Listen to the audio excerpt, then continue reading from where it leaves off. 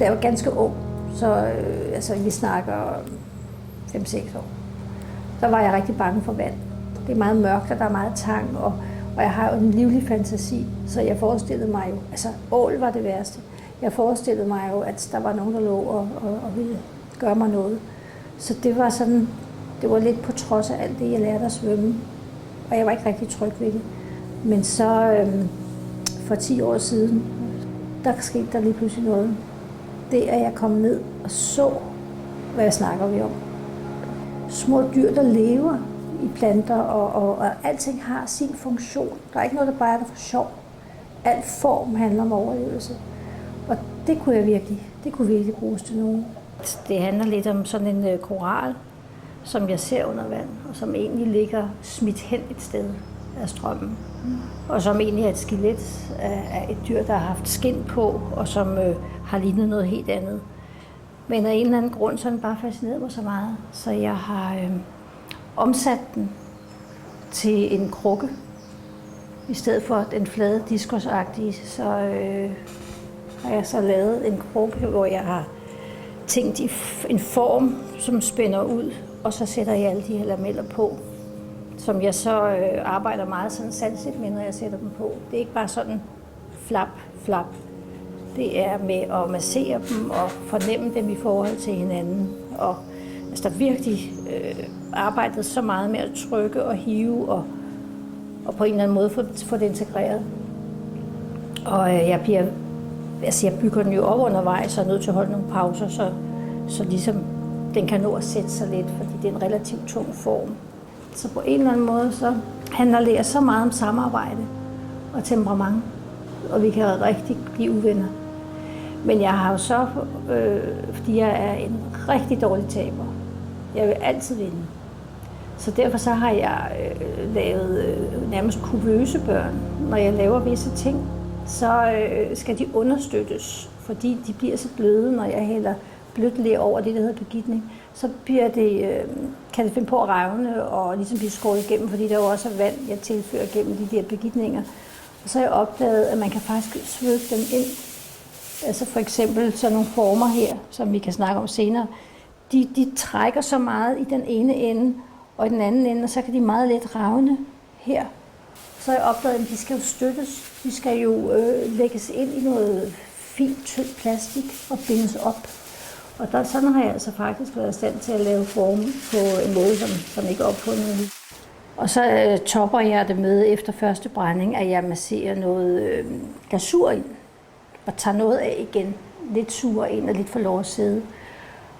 Og så brænder jeg den jo i træfyret ovnen. Det vil sige, at jeg prøver at imitere det, jeg oplever under havoverfladen, alle de strømme, der er. Og det, der bliver taget med i strømmene, og som lægger sig som segment på de der ting, der bliver kastet hen i hjørner. Altså det er ligesom, når vi finder affald, der blæser hen et sted, så blæser de her ting også et sted hen, de er som skeletter, og ligger der, hvor strømmen ligesom har sluppet dem, og så ligger de i nogle bunker. Og det segment, der falder ned over dem, er så tilfældigt og giver nogle forskellige strukturfornemmelser. Og det er faktisk det, jeg prøver at genskabe i de brændinger, jeg laver.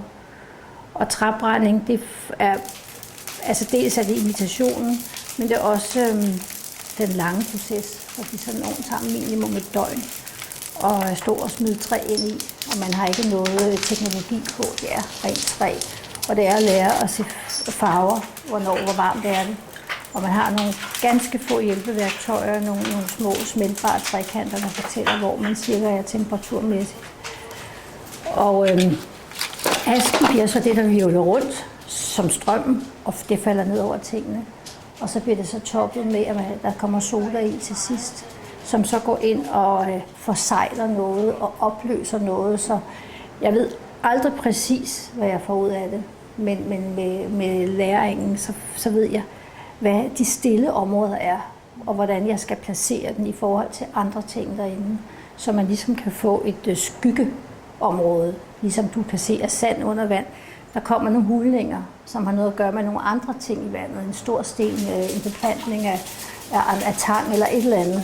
Og det er så det, jeg leger med, så jeg synes, det bliver en naturoplevelse. Det er ikke sådan bare, at jeg forsøger at gengive det, jeg ser. Og det skal ikke bare ligne den oprindelige, fordi det gør det jo for så vidt ikke. Og så alligevel får du meget den samme stemning i, og følelsen af, at noget har lagt sig dybt, og noget ligger op og bliver slittet lidt. Det, der ligger øverst her, det bliver også ramt af sodaen og bliver lidt lysere. Så på den måde, så kan jeg godt genkende min tanke omkring, hvad det skulle være. Men det fusionerer så meget. Altså, jeg bruger aldrig noget i en til en. Det er den der fortolkning, jeg har, hvor at det elementet, og det er oplevelsen af at være under vand, jeg godt kan lide at flytte op, og så prøve at efterligne. Så det mærkelige er, at når jeg kigger min skitsebog igennem, så har jeg faktisk skitseret de her for 10 år siden. Altså det er også typisk for mine ting, at de kan arbejde inde i mig i mange, mange, mange år. Og så pludselig så kommer impulsen, og jeg finder sådan en lille ting, som for mange vil sige, det der, væk med det. Hvor jeg pludselig kan se, at det var det der, jeg ville. Jeg har jo et lager af debedutter. Det er ikke fantastiske kunstgenstande, jeg har. Det er jo det, jeg finder, som er de fantastiske genstande. Og så udvikler jeg, uden at tænke over det. Så hver gang jeg finder en ny historie, altså en ny ting, der har lidt af det samme, så udvikler det sig for mig. Og så ender det med, at jeg pludselig, det er nu, jeg skal lave det.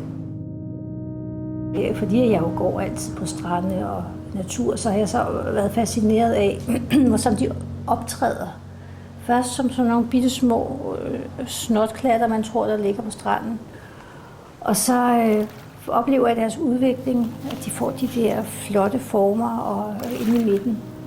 Når jeg ser dem bevæge sig i vandet, så de har ligesom 3 yderbevægelser. Jeg synes, det er ren poesi.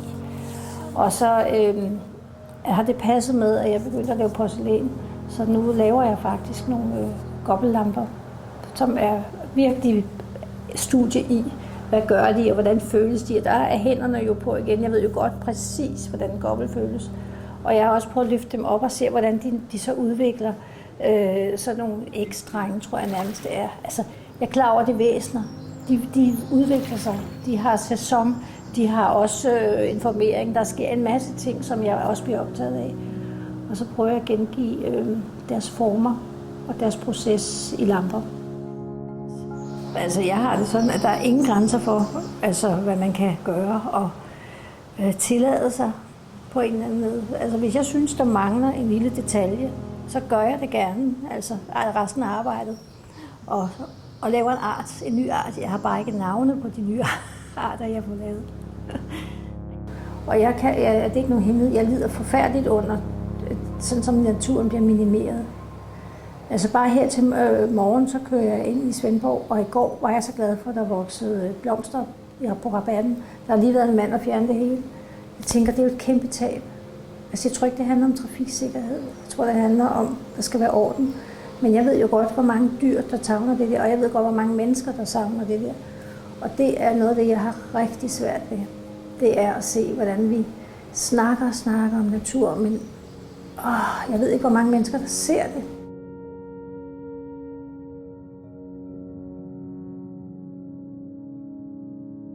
Og nogle gange, så kan det også gå den anden vej, at man går ud af en tangent med nogle ting, og så ser jeg lige pludselig noget, jeg lavede for nogle år siden, hvor jeg tænker, jeg er altså også gået lidt en forkert vej. Og derfor skal man jo rigtig gemme de første, man laver noget, og tage dem frem en gang imellem. Sådan hele energien og oplevelsen og opfindelsen, det ligger simpelthen i de første eksemplarer. Ting, og som altså, hvis mit hus brænder ud over at skulle have mennesker og dyr ud, så ville det altså være dem. Det ting, de skulle bare med mig ud.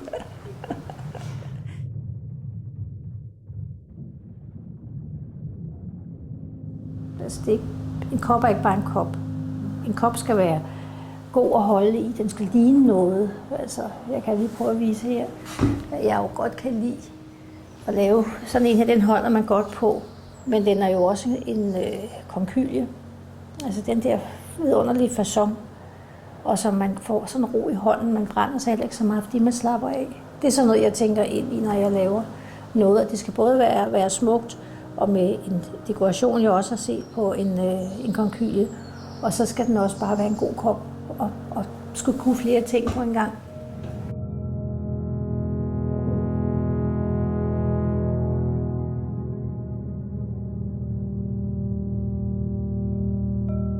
Nej, på en måde er jeg sådan lidt ukulturel, kan man sige, fordi jeg har aldrig søgt tilbage til nogle rødder som sådan.